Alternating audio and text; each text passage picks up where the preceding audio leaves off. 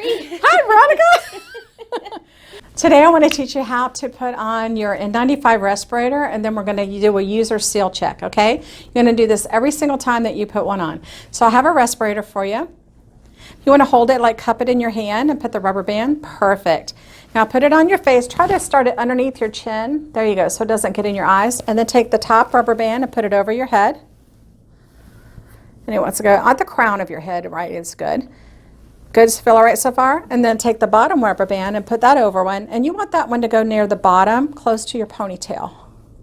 Underneath your ponytail, I guess. Perfect. Okay, so how does that feel so far? Good.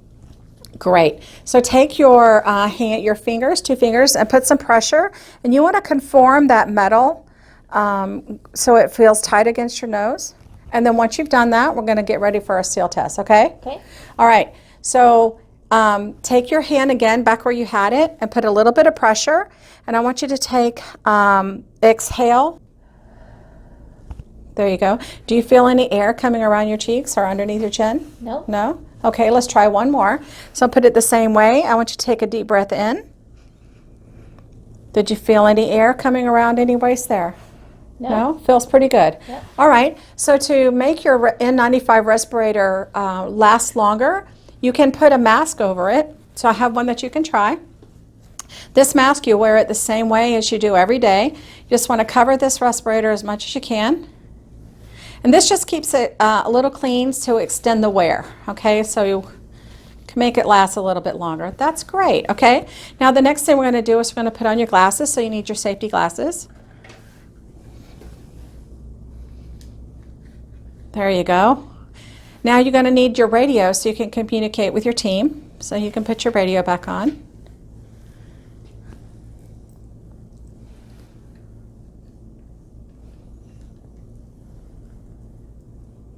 There you go. Just drop that in your pocket. And now the last thing you're going to put on, or the next thing, would be your full face shield. And you want to slide that over the top of your glasses. So put it around the top so it's like rests on the top of your safety glasses. Good. Back a little, get it a little more secure if you can. There you go. That looks great. How you feel so far? Claustrophobic. A little claustrophobic. That's kind of that's normal, because as you go through this, your body is going to take time to be able to adjust to this, okay? Now the last thing, you're ready to do your hand hygiene. We're just going to pretend that you've got your hand sanitizer there, right, for your corrected time, and then you can put your gloves on.